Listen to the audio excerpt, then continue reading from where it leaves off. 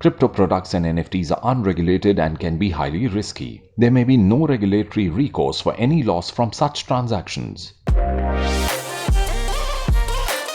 दोस्तों इथेरियम जो कि दुनिया की सबसे ज्यादा कमर्शियलाइज्ड ब्लॉकचेन्स में से एक है, वो फिलहाल अभी एक मेकओवर के इंतजार में है। इथेरियम को इको फ्रेंडली बनाने के लिए उसके डेवलपर्स अब उसे एक proof of stake mining model पर शिफ्ट करने वाले हैं। प्रूफ ऑफ स्टेक एक कंसेंसस एल्गोरिथम होता है जिसमें ब्लॉकचेन के माइनर्स को या फिर वैलिडेटर्स को घंटों घंटों तक एडवांस्ड कंप्यूटर्स पर नहीं बैठना पड़ता। एक सिंपल से 25,000 रुपए के लैपटॉप से भी जो प्रूफ ऑफ स्टेक माइनिंग है वो की जा सकती है, बशर्ते कि जिस ब्लॉकचेन पे आप माइनिंग कर रहे हैं वो प्रूफ ऑफ स्टेक मॉडल को सपोर्ट करता हो। क्योंकि प्रूफ ऑफ स्टेक माइनिंग करने के लिए हाई फाई इलेक्ट्रिसिटी पी जाने वाला इक्विपमेंट नहीं लगता, इसलिए उसका जो कार्बन फुटप्रिंट होता है वो प्रूफ ऑफ वर्क माइनिंग जो कि बिटकॉइन जैसी ब्लॉकचेन इस्तेमाल करती हैं उससे काफी हद तक बढ़िया होता है।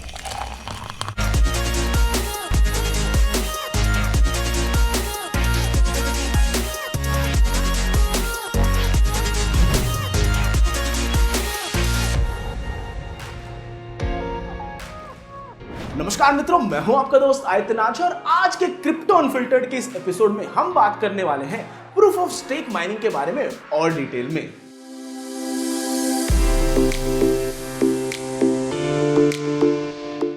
आज की डेट में एस्टिमेट किया जाता है कि दुनिया भर में कम से कम 1000 ब्लॉकचेन नेटवर्क्स तो भाई बन चुके हैं।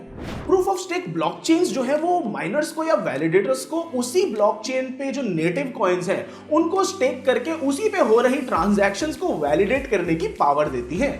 जब आपके पास जितनी मात्रा चाहिए उतने कॉइन्स आपके क्रिप्टो वॉलेट में होते हैं तो आपका कंप्यूटर एक नोड बन जाता है जो ब्लॉकचेन पे उन कॉइन्स को स्टेक करके आगे फिर क्रिप्टो माइनिंग को कर सकता है। एक नोड एक बारी में उतने ही नए ब्लॉक्स ऐड कर पाएगा अपनी प्रूफ ऑफ स्टेक ब्लॉकचेन पर जितने की उसके नंबर ऑफ स्टेक्ड कॉइन से प्रोपोर्शनल हो। वैलिडेटर्स को यहाँ पे मिलते हैं भाई ब्लॉक रिवॉर्ड्स और उनको ट्रांजैक्शन फीस का भी हिस्सा मिलता है जो कि इकट्ठा होती है पर ब्लॉक बेसिस पर।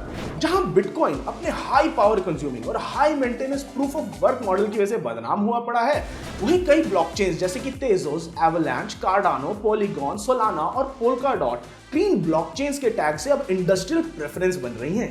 Price Waterhouse Coopers Advisory SAS द्वारा पब्लिश्ड एक रिपोर्ट जो कि पिछले दिसंबर में आई थी, उसके अनुसार तेजोस के ब्लॉकचेन पर कुल 50 मिलियन ट्रांजैक्शन हुए भाई, और उसका टोटल जो एनर्जी फुटप्रिंट था वो केवल 17 वर्ल्ड सिटीजन्स के बराबर था। जैसे जैसे क्रिप्टो और ओवरऑल जो वेब3 इंडस्ट्री है उसकी अडॉप्शन बढ़ रही है, वैसे वैसे जो green proof of stake blockchains हैं उनकी भी डिमांड मार्केट में बढ़ती जा रही है। अभी यूएस का New York non green crypto miners को और proof of work crypto miners को अपने रीजन में बैन करने के बारे में सोच रहा है भाई।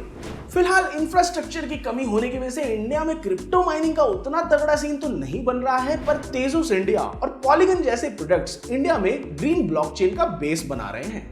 आज के हमारे गेस्ट हैं तेजोस के प्रेसिडेंट ओम मालविया, और उनसे हमारा ये सवाल है कि भारत को प्रूफ ऑफ स्टेक माइनिंग के पीछे क्यों ज्यादा जोर देना चाहिए। Well, I think India should really bet big on proof of stake mining, or in proof of stake, the mining is usually called something as validating, or in networks like Tezos, it's called baking. So, proof of stake is not a new concept. It is relatively an older concept, and it's not something as of a new technology which blockchains are going to test out and see what happens. Instead, this proof of stake has been proven by networks such as Tezos, who came with the idea to adopt proof of stake in 2014 and has been running live since 2018 without any disruption. Now, proof of stake also is a very energy efficient mechanism. If you were to put into perspective, a transaction or minting just one NFT on a platform, a proof of stake platform like Tezos, might cost millions times less energy than minting it on Bitcoin and Ethereum. And Ethereum has also been planning since last 5-6 years to become proof of stake, which the process is still ongoing, and might see in another 3 to 4 years the proof of Ethereum being proof of stake compatible. But nevertheless, I think this is the right approach to take for all the blockchain network, and this is also the right approach that every enterprise, individuals, startups and government should focus on to even incentivize proof of stake operations, proof of stake people who are running proof of stake validators, and fundamentally focus on growing all the applications that are going to be built on top of blockchain. That those applications should be built on proof of stake blockchains such as Tezos and soon to be proof of stake Ethereum.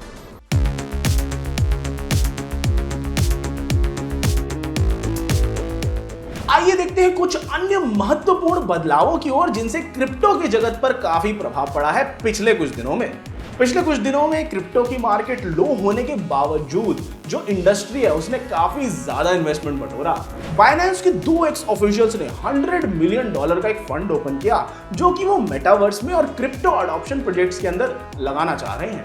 Dapper labs और Dragonfly capital जैसी firms ने भी $725 million और $600 million पैसा crypto industry में लगा दिया भाई। दोस्तों, एक तरफ जहां क्रिप्टो इंडस्ट्री में इन्वेस्टमेंट्स की वर्षा हो रही है, दूसरी तरफ वहीं इंडिया अपने क्रिप्टो रूल्स के और करीब जा रहा है। इंडिया का central board of direct taxes CBDT 1 जुलाई को पहले एक FAQs की लिस्ट रिलीज करने वाला है जिससे लोगों को क्रिप्टो टैक्सेस और शायद वर्चुअल एसेट्स के क्लासिफिकेशंस में भी थोड़ी बहुत क्लैरिटी मिलेगी। दोस्तों, एक्सपर्ट्स का ऐसा मानना है कि फिलहाल चल रहे ग्लोबल इकोनॉमिक स्लोडाउन की वजह से इन्वेस्टर्स में लो रिस्क एपेटाइट चल रही है, जिसकी वजह से ओवरऑल क्रिप्टो सेक्टर थोड़े प्रेशर में है, जो सेंटिमेंट थोड़े दिनों में उनका मानना है कि फेड हो जाएगा।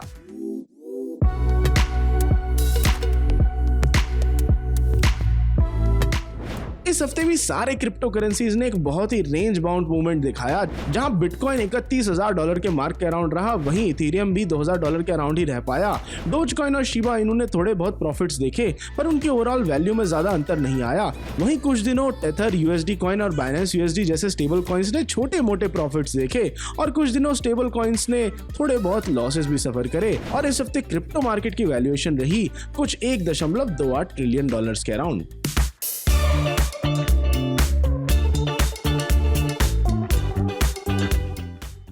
दोस्तों, इस हफ्ते जो मार्केट है वो पिछले 24 घंटों में 0.94% डाउन रही। इथेरियम जो है उसने भी यहाँ पे थोड़ा बहुत घाटा देखा। बिटकॉइन ने भी घाटा देखा 0.47% पे और REQ जो है उसको 0.85% का मुनाफा देखने को मिला।